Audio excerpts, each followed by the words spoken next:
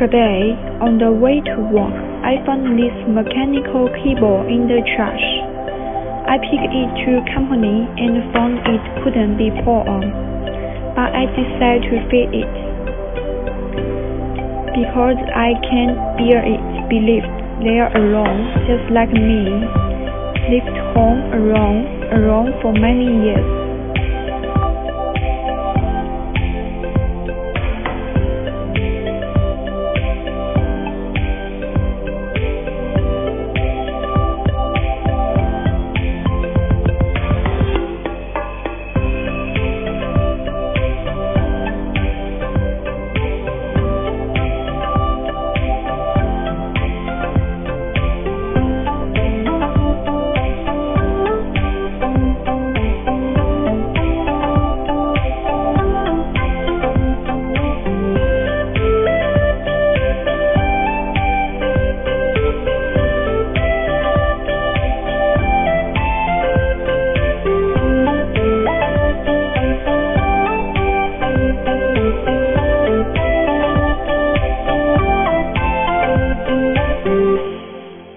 The keyboard is fixed.